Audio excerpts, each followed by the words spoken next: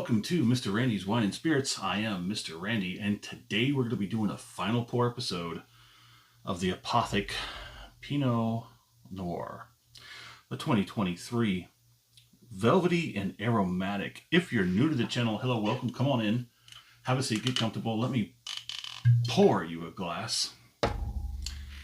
All my returning viewers, you know how wonderful it is. Always great to see you again.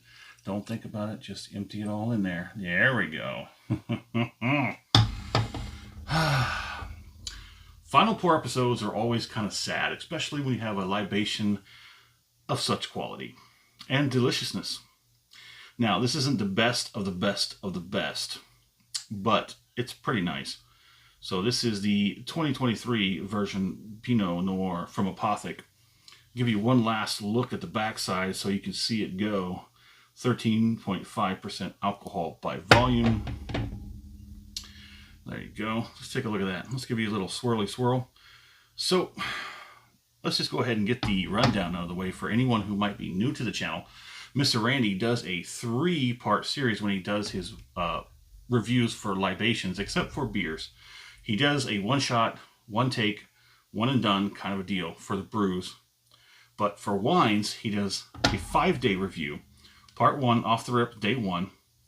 And you get to part 2, which is a full review. Okay, so I'm a little ahead of myself, sorry.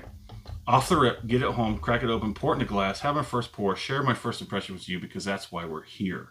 Part 2, full review, halfway down. This is going to be day 3, full review. I let it sit in there for 36 to 48 hours, something like that. Let it see if it opens up, compare it to everything else. I go on the internet, try and come back with something to talk about, something interesting to tell and share with you. I'm going to rate it, and we're going to drink it, and we're going to continue on because part 3, final pour, where we're at today. We're going to have this final pour, compare it to the first pour off the rip, and everything in between. So Apothic Pinot Noir. Noir is dark, so it's a little bit darker. I have not had just a regular straight Pinot. I've had a Pinot Grigio, and those are relatively nice as well. Like I said, not the absolute favorite of the Apothic line. I'm going to say probably I have 3 more. I have the red, I have the Cabernet Sauvignon, and the red, the Cabernet Sauvignon, and I think there's one more. Oh yes, no, there's 4 more. My bad, I'm sorry. I have the Chardonnay and the Rosé. And yeah, so let's go ahead. Get a little, see if I can waft it about a foot away or so. Waft it, I can kind of get it. When you get deep inside, you're going to get some grape notes. You're definitely going to get the grape notes. Ethanol, because you do get sort of a sulfate sort of carrying it. It's not bad. Once you get acclimated and you get to be more of a wine connoisseur, you're going to expect certain characteristics on the nose. It's got a nice nose. It's very tame, kind of low down. I would say probably from off the rip to the medium to the middle of the part, maybe 1 notch turned down. And here off the rip, probably 1 notch down from the midway. So it's stepped down gradually. I mean, we are talking about a 5-day here. You always want to drink your wine within about 5 days. 3 to 5 days. If you have like a wine you prefer chilled and you have these vacuuming mechanisms and whatnot to seal it between pours or whatever, and you chill it, you can probably stretch it to 7. But that being said, let's go ahead and get the first palate on there because the first palating can always be deceptive.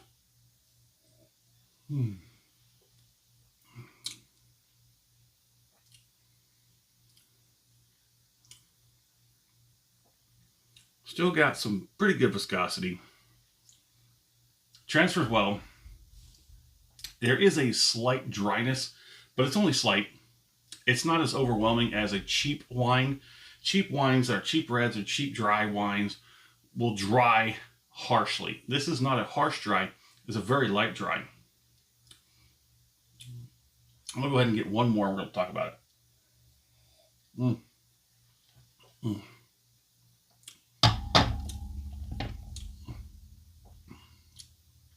It's a beautiful wine.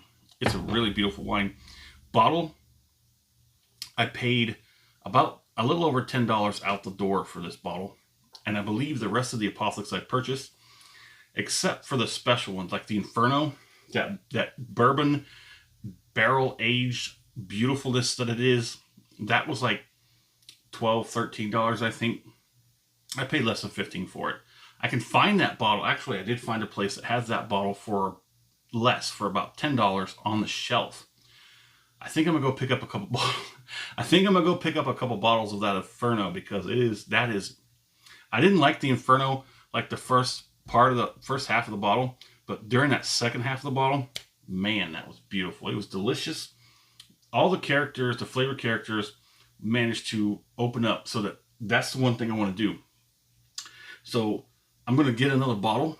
I'm going to decant it for like 10 to 15 minutes maybe, and then we'll enjoy it and see how that goes. Because I'm pretty sure that the entirety of that bottle will be spectacular if you decant it properly. But that's another experiment for another time. If you're still here, go ahead and do yourself a favor. Let whatever platform you're on, let the algorithm for whatever platform you're on know that you enjoy these videos. Hit the like, hit the heart, whatever button that it may need to know that you like these videos, so that you'll see more of these videos pop up in your feed and your suggestions. If you want to bypass all that, go ahead and hit the like button, but also hit the share. I mean, not the share, the follow, sorry, and hit the subscribe button if you're on YouTube.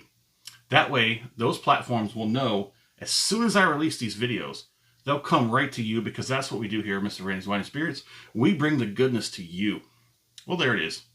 If you want to do me a favor, go ahead and hit me up in the comments. Tell me where you're at, what you're drinking, what do you think about Apothic, what do you think about the Pinot Noir. As always, thanks for stopping by here at Mr. Randy's Wine and Spirits. Have a good one.